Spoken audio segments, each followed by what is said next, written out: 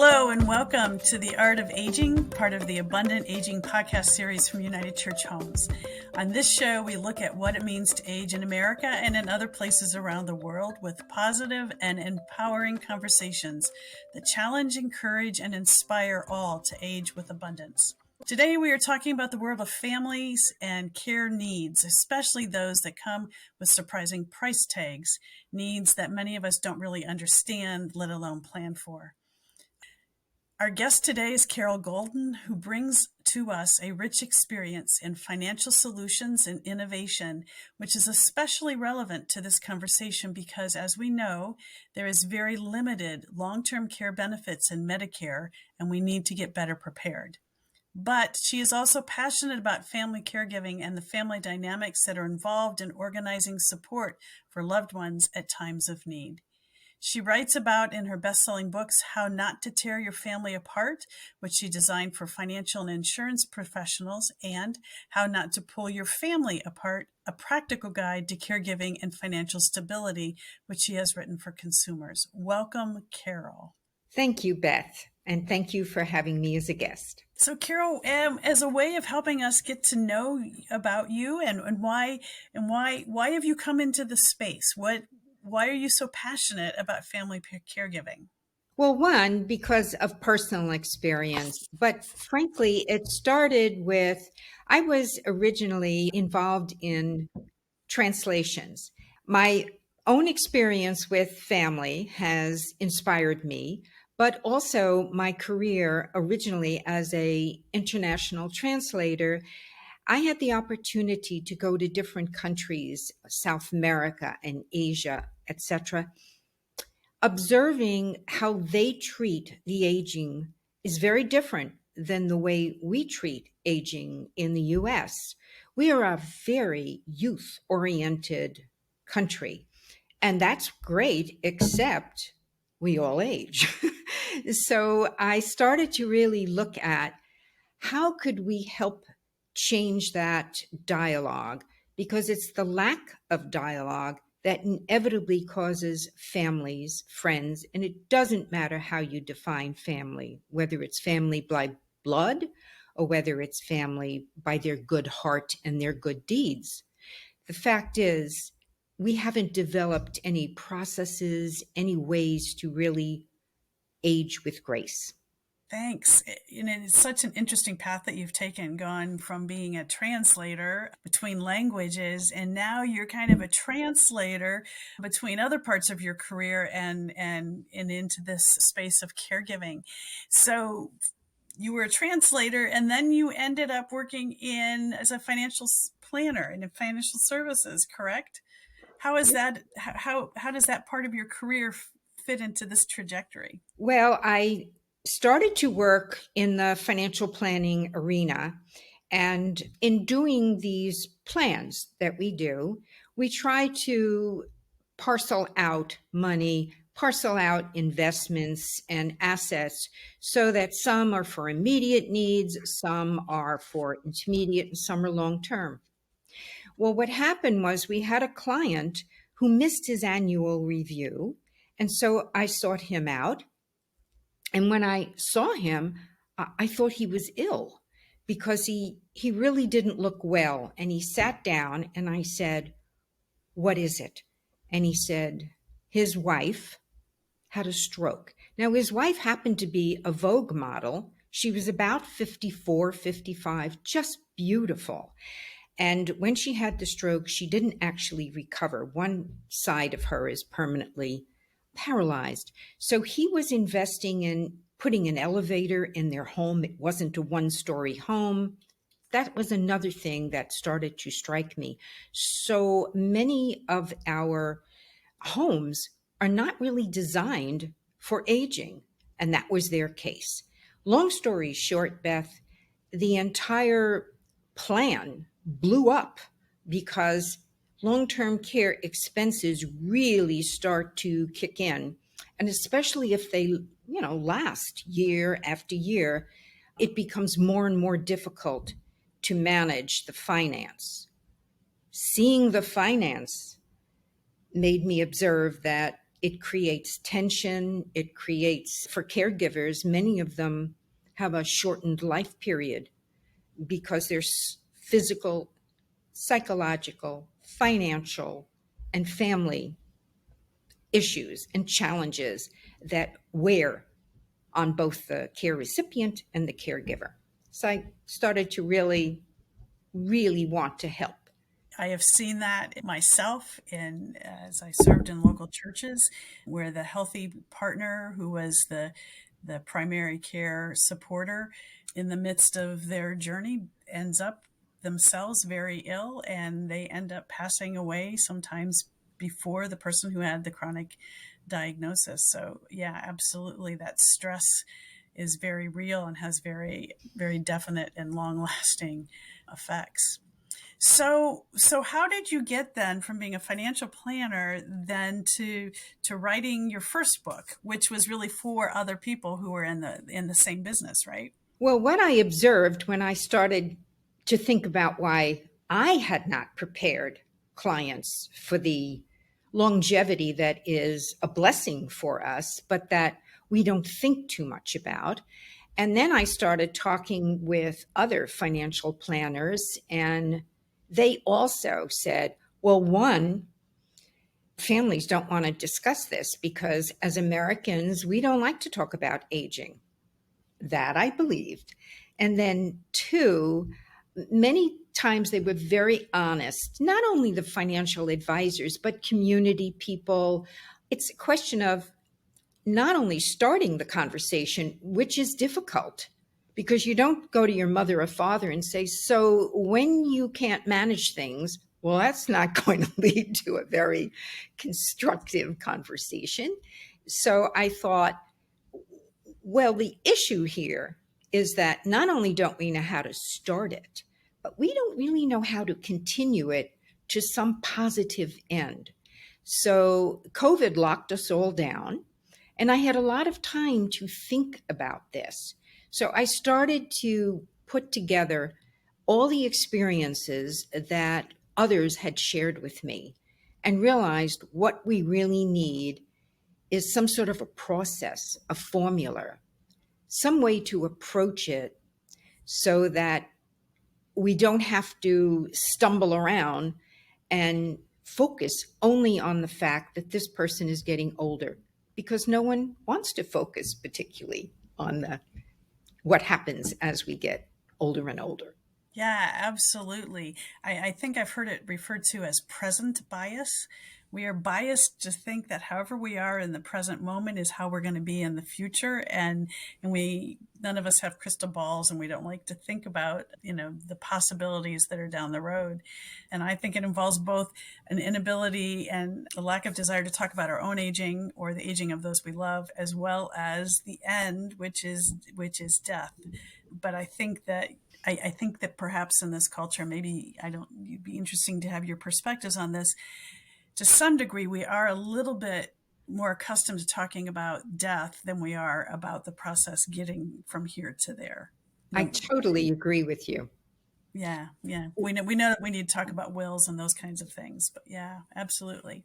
So, you wrote this book for professionals, helping to give a process, but you put that out in the world and you realize there needed to be more. Actually, it was the financial advisors, because the first book has 92 or 93 footnotes, references, because it seemed to me that if you were a professional and you were reading the book and you wanted to know more about, say, how an HSA might help with paying for care or premiums or whatever the need is, how do I advise a client about that? In other words, it's very technical and it wouldn't be something that you would send to a client. And then a few of them came back and said to me, what would be really helpful is if I sent them a book and said, I'm handling your retirement, I'm handling your investments, or I'm handling your wills. What I would like you to do is take a look at this book and see if you're in here. Do you face any of the challenges that these people faced in this story? Now, I did, Beth, make it a positive thing. Mhm. It's multi-generational because I'm sure that you and I both agree caring doesn't happen in a vacuum. When someone needs care, it affects your friends, your family, your community, your faith. Everything becomes involved. So I made this multi-generational. They face getting through a process which opens the dialogue, but importantly, continues the dialogue. And so I wrote a second one that is simply a story that some of my publishers said to me, I need to send this to my sister because it's all falling on me, which is not uncommon either. So that's why I wrote the second one. Okay, so we've been talking in vague terms, but you have a shorthand way to help explain what is this process? How do you think about individuals thinking about these hard conversations and the planning that needs to happen? Again, pulling from my own experience, I decided that there were 3 steps that I could create. And I don't care whether people start with any one of them, but the first step I thought is just gathering information. How do you help somebody if you really don't know what their situation is? So the care guide is not just about health, but it's about passwords.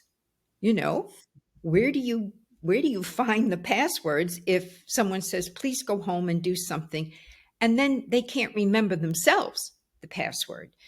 It involves what you mentioned, Beth. Have you got an updated will? Have you got a do not resuscitate if you want that? So in the book, I framed the care guide so that, for example, Grandpa resisted. He said, I've been handling grandma and grandpa's, my own and grandma's things for years and years. So why now? And of course, grandma's getting frail. Actually, it was his granddaughter who turns around in the book and says, Grandpa, that's the point. You have been in control. Only if something happens to you, not to grandma, we we don't know that she knows what to do. And worse, you want to be in control? None of us have any idea how to handle that. The other thing, of course, is making it inclusive and saying all of us need to do a care guide because it's true. Beth, do your family and friends know what your wishes are? So you don't have to share it, you can seal it. The younger generation in the book, they do it on an app. Not a Mhm. surprise. And step 2 was that same theme of inclusive. I got that from friends whose sisters and brothers expected them to handle everything. And they had gone to, their advisor, and their advisor said, well, what can we do to help? So, what you can do is what I call the care squad. Some people don't live close by, they feel very excluded. Instead, you each assign yourselves what works with your personal situation, with your location. All of the medical things come electronically. So the person who isn't living close by, well, they can handle that. Maybe someone who is very garrulous, maybe we do a phone chain so that they do call their community or their healer or their guidance. And those people are included. And when we talked before, Beth, you made a very good point. Many times, the hospital or the doctors, they're not able to really call too many people because of HIPAA, and rightfully so. But the family starts to get very nervous and upset when they don't know what's happening. So the call chain is a very good way for the care squad not to get overwhelmed with the lack of communication. The third step was called the care planning team. And in the book, everyone is assigned something that would relate to their generation. The son has a couple of children, and his mother is now caregiving for his grandma. And he goes, well, I can't really afford too much. So we give him term insurance with an endorsement. The parents who have seen how relieved they are not to be, if you will, blind caregiving, they now turn around and say, we better look into things for ourselves.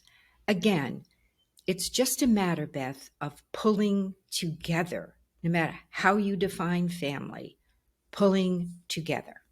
And those three steps have families working together. And even for when you have somebody in the family who is not on board, let's say, they can never say you didn't try to include them. And you can walk away feeling you did your very best not to have stress and misery surround somebody's needs. Well, and I think it actually enables the person for whom all of this is being done to have more control in the process in that point when they don't really have as much control because you've made the plans ahead of time. And there's so many stories going through my head as illustrations I could add to the stories for all of these. But the one that comes to mind is my aunt. She became ill over Labor Day weekend. It took about a week or so to be diagnosed. And she was the business person, the office person for the family business, which is a pretty good sized business. And she ended up passing away within 6 weeks. And she was, the illness was to the point where during that 6 weeks, she knew she needed to, share passwords, not only for their personal finances, but for the business. And she just wasn't in a mental, emotional state to do that. And I believe, this has been about 20 years now, but I believe they had to hire a tech person basically to hack into the business and all of their family online things, because she was the security person and she had kept all that stuff to herself. And for me, I don't want my Facebook page or my LinkedIn page to exist after I'm gone. So, making the steps and assigning someone, this is your job. If you want to leave it up for a while, okay, but take it down, please. I don't want people getting notices about my birthday 10 years after I'm gone. So, we live in very complicated worlds based on all these electronics, and how to think about all those things is really important. Okay, let's put out some other scenarios here for you. You are trying to talk to your mom or dad about future needs and care, and they completely shut down. They're not even willing to discuss it. So what do you suggest might be some ways to enter into that conversation? Well, first of all, if they completely shut down, I would do somewhat like what the granddaughter does I would be honest with them that, share something like the story that you just shared about an aunt who was in charge, and say, this isn't something that we want you to experience. Also, make sure they understand that you're trying to help, not handle them. I think that you have to be very open and say, this is about all of us as a family. I'm going to do one because we're not talking about just being older. This happens to anyone at any age. There are accidents, there are illnesses, unexpected or expected. So I think in order to not be stonewalled, you really have to sit down and say, would you like us to do me first, so that you can know that if something happens to me, it sometimes is necessary to show them that you created a care squad and that they have a role in it. And then you might say, hey, why don't we reverse it? Is this the same care squad that you would want? So now you're dialoguing without pointing fingers, without saying you're a problem or you have to be handled. So I think when you get to the care planning team, maybe you start with the conversation about, I want to know that the legacy that I want to leave won't be impacted if I need long-term care. Now, you haven't said anything to them about their legacy or the finances or the impact of you. So sometimes it's better not to go directly to the steps with them. Do it yourself, because frankly, we all need to do that kind of planning. Yeah, absolutely. And back to my illustration, my aunt was 56. Oof, She was, in today's world, that's really pretty young. pretty young. So let's do another scenario here. We need support. We need to support mom and dad. And I have a sibling that is not engaging, does not want to help. What do I do? At that point, I think you turn around and you say to the sibling, one, like my publisher, send them the book and say, what about you? You're not engaging with mom and dad. And I am, and I'm planning. So, of course, if something happens to you, you haven't engaged with any of us. I hope you have some sort of a plan, because we won't be able to be there for you because you've shut us out. That would be one thing. Not really guilting them into it, but making them think about it in a different way. The other thing is what happened with my husband. His brother and he did not agree on the care and the expenses that were being spent for their mother. Ultimately, he and my husband stopped speaking. They still do not speak. Sometimes you just have to accept that they're not going to cooperate, and look to your extended family.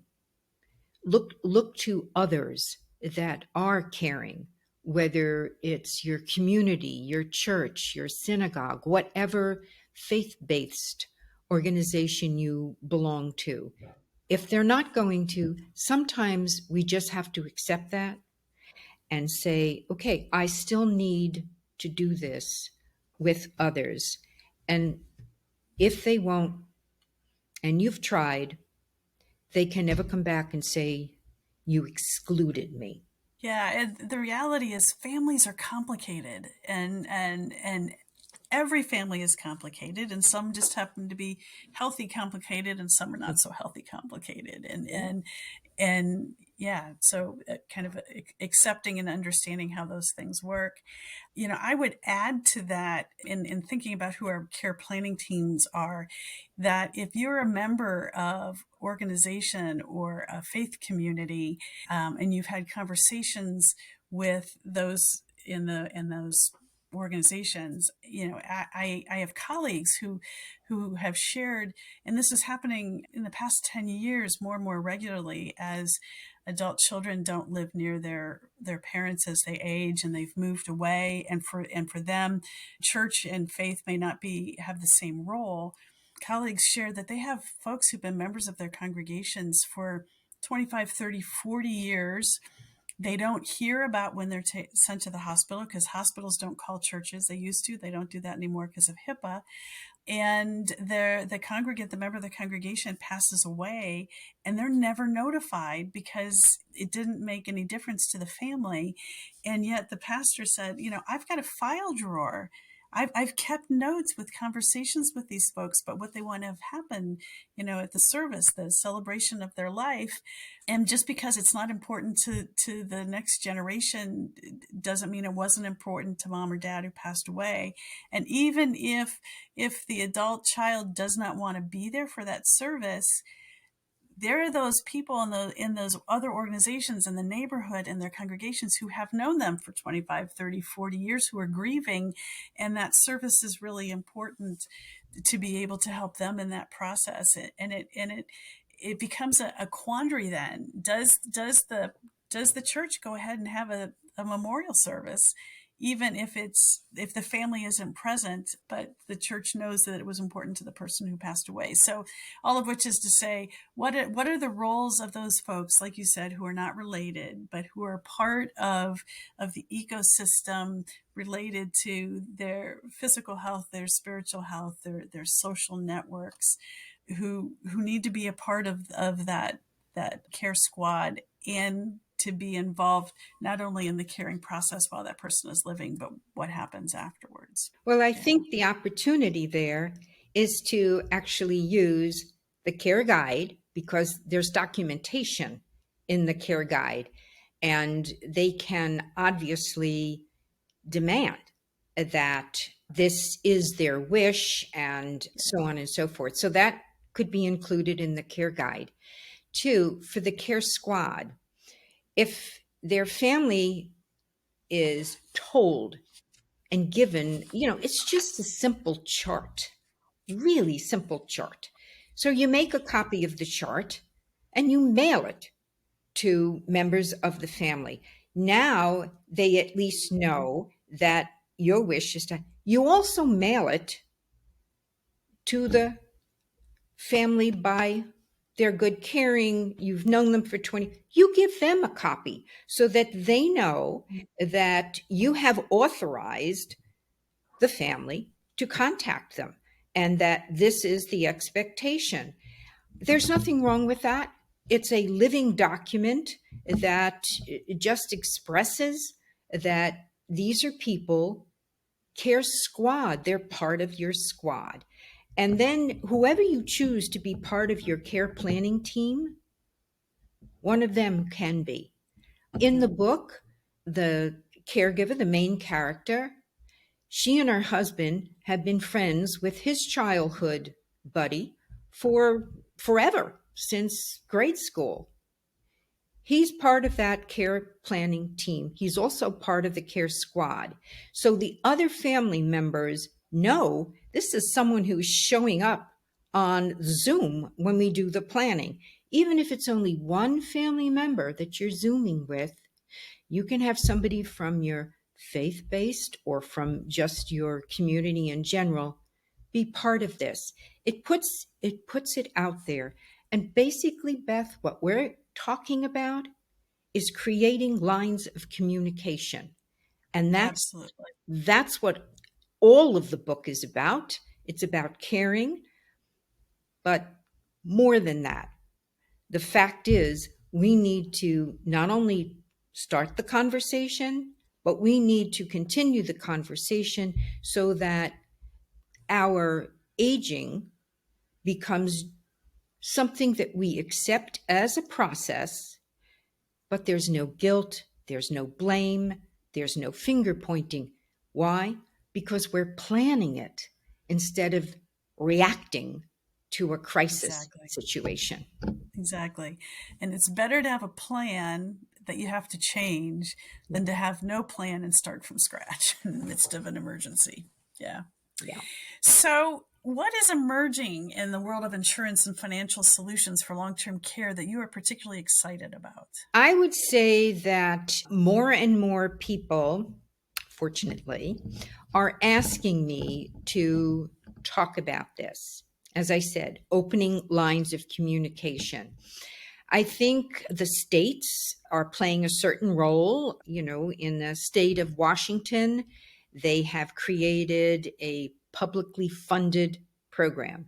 And it doesn't matter whether you're in favor of it or not in favor of it. The fact is, even the state is trying to say to their constituents, Medicare and Medicaid will not take care of what can be a very expensive ordeal, for the lack of any other word. A plan takes the ordeal out of it. You know what's coming, you adjust the plan accordingly. So the fact that there are 15 states in some level of either studying, forming task force, looking at tax incentives, the states are starting to look at these things, which I think helps communities and individuals to say, oh, is this something I really need to know about? Something I am misinformed about? So, carriers, insurance carriers, are creating new types of products for the more modern way that we approach the aging process because we're all living longer. That's the good news, but not necessarily healthier forever. So they're starting to look at life stage products. They're starting to look at, well, the combination and the hybrid products are very popular. So the states which are communicating more with their constituents about not having government programs available, insurance carriers that are trying to respond with new products, and you and I and other people who are trying to say, it's not a terrible topic. There's a way to go through some of these steps and you'll personalize the steps. And as we said, no matter how you define family, get your family, get yourself so that you have a plan. Well, thank you, Carol. This has just been great conversation. And I think we had shared with you ahead of time that as we come to the end of our podcast, there are 3 questions that we like to ask each of our guests. So, are you ready? Can I start asking the questions? Sure. Okay. Question number 1. When you think about how you've aged, what do you think has changed about you or grown with you that you really like about yourself? I think what I am pleased about is that I am no longer struggling with aging. I have kind of accepted the youth orientation, and I am now saying, you're only as young as you feel. So try to look at mental, physical, and psychological ways that you can remain healthy. And I think that I am really engaged in doing that. Great, great. Okay, question number 2. What has surprised you most about yourself as you've aged? I think what surprised me most is how much energy I have. The stereotype of growing older is that, you want to retire, you want to slow down, and so on and so forth.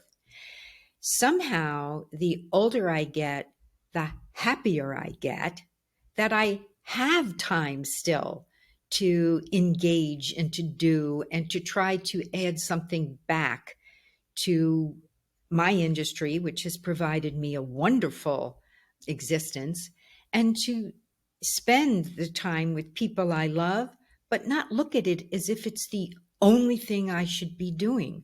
Because frankly, we become a little burdensome if we depend on them to help us engage in things. So it's the level of energy. Great, great. And finally, the 3rd question. Is there someone that you've met or who's been in your life that has been a good example for you in your aging? Someone that inspires you to age abundantly? Well, I think on a personal level, my own mother. My mother was a person who engaged in life and was struck, what I think is fairly young, in her mid 70s, with pancreatic cancer. Mm. And to the day that she was beyond continuing, she never stopped living. She always said, nobody cries. We can do that later. Let's enjoy ourselves. Let's play a game of cards or something. And I thought to myself, this was a person who carried a disease that was very nasty, but didn't let it define her. And I think that has really influenced me. And on a professional level, I would say Ken Dykewald with the Age Wave and all the positive people, places, and information that he makes available to those who want to understand some of the more informative ways of aging with grace. Well, thank you very much, Carol. Before we close out completely, do you want to tell people how they can find you and your books and your resources? Yes, thank you for asking. I will make it simple. I have a website that is www.thecaringconversation.com. And I can reach back out if you go to the website, and I would love to engage. Thank you. Well, thank you very much, Carol. And thank you, our listeners, for listening to this episode of The Art of Aging, part of the Abundant Aging podcast series from United Church Homes. And we want to hear from you. What's changed about you as you've aged that you love? What has surprised you most? And how do you find abundant aging, and who is your abundant aging hero or influencer? You can join us at www.abundantagingpodcast.com to share your ideas. You can also give us feedback when you visit the Ruth Frost Parker Center website at www.unitedchurchhomes.org/Parker-Center/. And Carol, thank you for being with us today. And Caring Conversation. Is that that's the website where folks can find it's The Caring Conversation. The Caring Conversation. Right. Well, thank you for having this caring conversation with us today and helping to help us all think about how to have those conversations for ourselves and with those who we love. Thank you.